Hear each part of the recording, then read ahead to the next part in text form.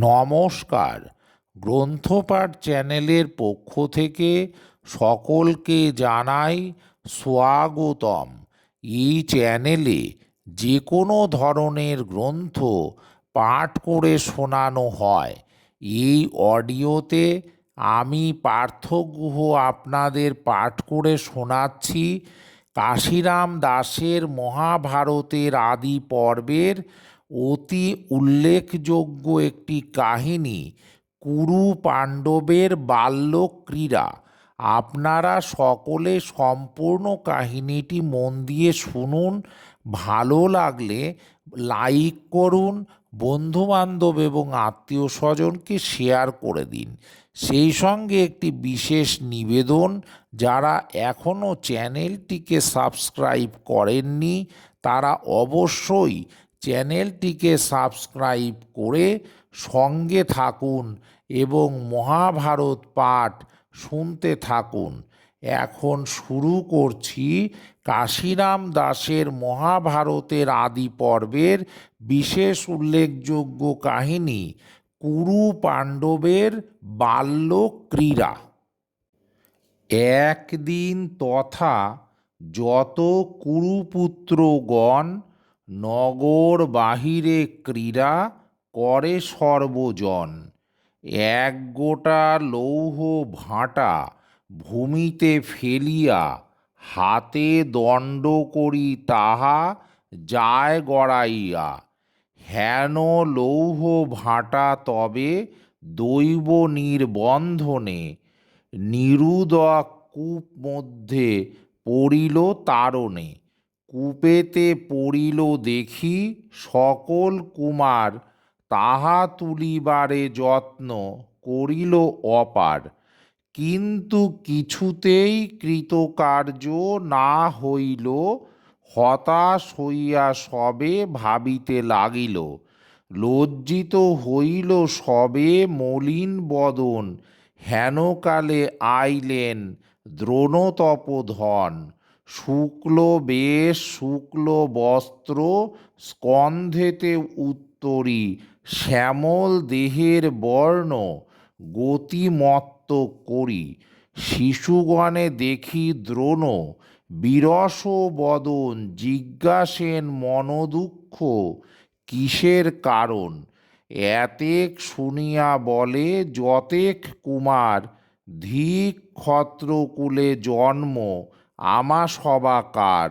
ধিক প্রাণ ধিক ধনু ধিক অধ্যয়ন, ভাঁটা উদ্ধারিতে শক্ত নহি কোনো জন। হ্যারো দেখো জলহীন কূপের ভিতরে, পড়িয়াছে লৌহ ভাঁটা পাই দেখি বারে। এত শুনি দ্রোণাচার্য বলেন হাসিয়া, কূপ হইতে ভাঁটা দেখো দেই উদ্ধারিয়া। এই ঈশিকার তেজে করিব উদ্ধার, ভোজ্য দিয়া তুষ্ট তবে করিবা আমার।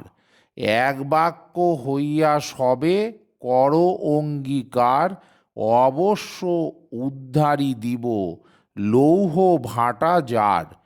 এত শুনি যুধিষ্ঠির ধর্মের নন্দন, দ্রোণাচার্য প্রতি বলে বুঝিয়া কারণ। কূপ হইতে ভাঁটা পার করিতে উদ্ধার, কি ভোজ্য ভোজনে তবে সকলই তোমার। কৃপাচার্য সহিত ভুঞ্জহ নানা সুখ, এত শুনি দ্রোণাচার্য পরম কৌতুক। দ্রোণ বলিলেন সবে থাকো স্থির রূপে, এই তো অঙ্গুরি আমি ফেলি এই কূপে। অঙ্গুরি তুলিব আর উদ্ধারিব ভাঁটা, এত বলি লইলেন ঈশিকা একটা। মন্ত্র পড়ি দ্রোণাচার্য ঈশিকা মারিল, মন্ত্র তেজে লৌহ ভাঁটা সকল ভেদিল। পুনঃ পুনঃ তথিপর মারেন অপার, ঈশিকা ঈশিকা জুড়ি হইল দীর্ঘাকার। ঈশিকার মূল তবে দ্রোণ ধরি করে আকাশে তুলেন ভাটা, উঠিল উপরে। আশ্চর্য হইয়া সবে মানিল বিস্ময়, তবে ধনুর বাণ লয়ে দ্রোণ মহাশয়। মন্ত্র পড়ি অঙ্গুরি, উপরে বানা ঘাতে স্বর সহ অঙ্গুরি, উঠিল আসি হাতে। দেখিয়া দুষ্কর কর্ম সকল কুমার, জিজ্ঞাসিল দ্বিজবর করি পরিহার। কোথা হইতে এলে দ্বিজ, কোথায় নিবাস, কি কারণে আগমন করহ প্রকাশ। অদ্ভুত তোমার কর্ম লোকে অনুপাম, কহ শুনি দ্বিজবর কিবা তব নাম। আজ্ঞা কর দ্বিজবর যেই লয় মন, যে আজ্ঞা করিবা তাহা করিব পালন। এতেক বচন যদি শিশুগণ কইল, শুনিয়া সন্তুষ্ট দ্বিজ শ্রেষ্ঠ যে হইল। দ্রোণ বলে শুনো সবে আমার উত্তর, মম সমাচার কহ ভীষ্মের গোচর। রূপ গুণ আমার কহিবা তার স্থান, আপনি জানিয়া ভীষ্ম করিবে বিধান। এত শুনি শীঘ্র গতি যতেক কুমার, পিতামহ আগে কহে সব সমাচার। বৃদ্ধ এক দ্বিজবর শ্যামবর্ণ ধরে, তাহার যতেক গুণ অদ্ভুত সংসারে। নামধাম করিলাম জিজ্ঞাসা তাহারে, কহিলেন তোমার গোচর করিবারে। এত শুনি গঙ্গাপুত্র ভাবিয়া হৃদয়, জানিলেন এতাদৃশ অন্য কেহ নয়। দ্রোণাচার্য বিনা অন্য কেহ নাহি জানে, আইলেন দ্রোণ জানিলাম এ বিধানে। কুরুবংশ যোগ্য গুরু মিলে এতদিনে, দ্রোণ অনুসারে ভীষ্ম চলিল আপনে। দ্রোণে দেখি প্রণমিল গঙ্গার নন্দন, আশীর্বাদ করি দ্রোণ দেন আলিঙ্গন। ভীষ্ম কহিলেন কহ আপন কল্যাণ, বড় ভাগ্য কুরুবংশে দ্রোণ অধিষ্ঠান। এতেক শুনিয়া ভরদ্বাজের নন্দন, কহিতে লাগিল সব আত্মবিবরণ। তপবনে থাকি বহু, করি তপঃ ক্লেশ, ফল মূলাহারি ধরি জটাবল্ক বেশ।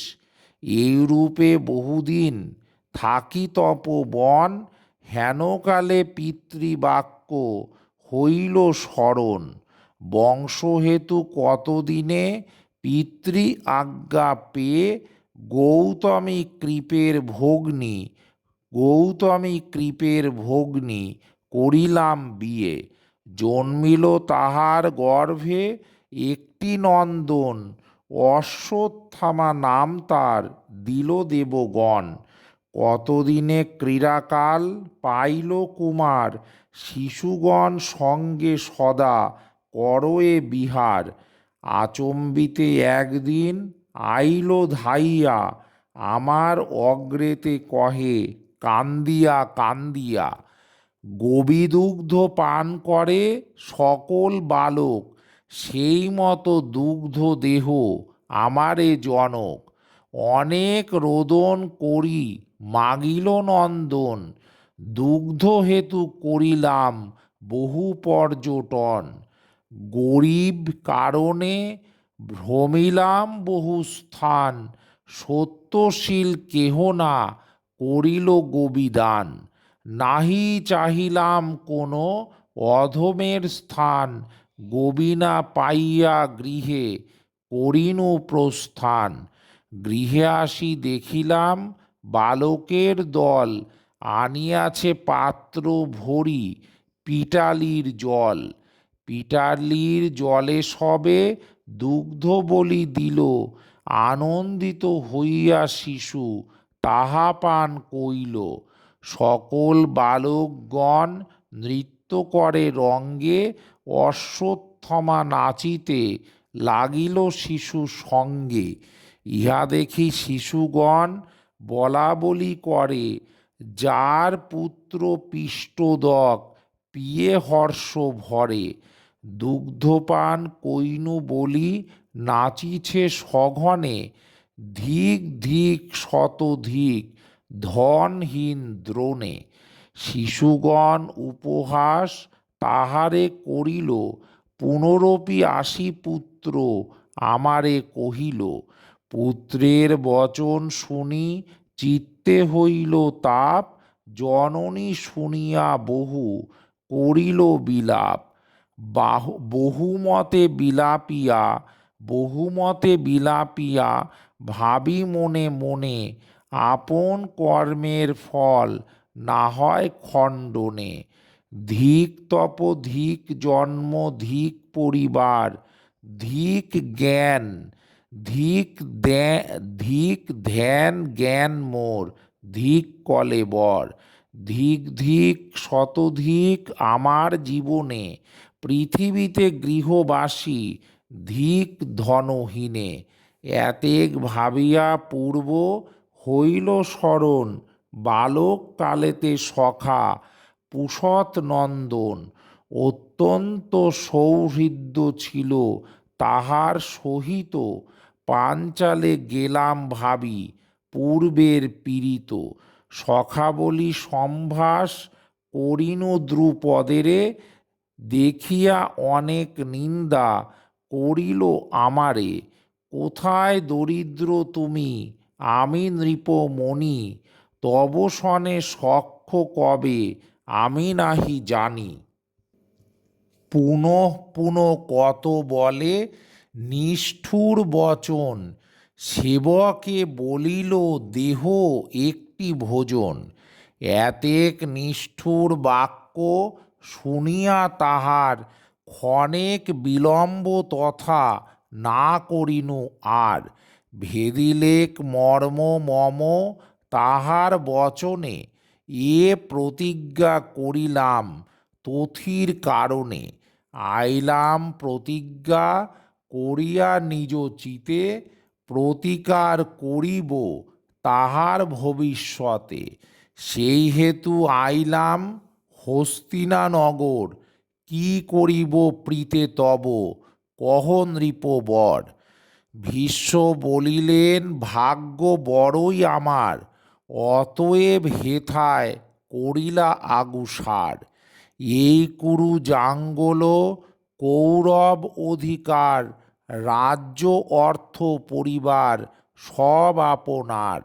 পৌত্রগণে সমর্পিয়া দিনু হাতে হাতে, পাণ্ডব কৌরব পঞ্চোত্তর শত সুতে। পৌত্রগণে সমর্পি তোমার বিদ্যমান, কৃপায় সবারে করো অস্ত্র শিক্ষা দান। এত বলি ভীষ্ম তবে পুঁজি বহুতর, রহিবারে দিলেন রত্নমণ্ডিত ঘর। মহাভারতের কথা অমৃত সমান, কাশিরাম দাস কহে শুনে পুণ্যবান। এই কাহিনীর এখানেই সমাপ্তি। নমস্কার।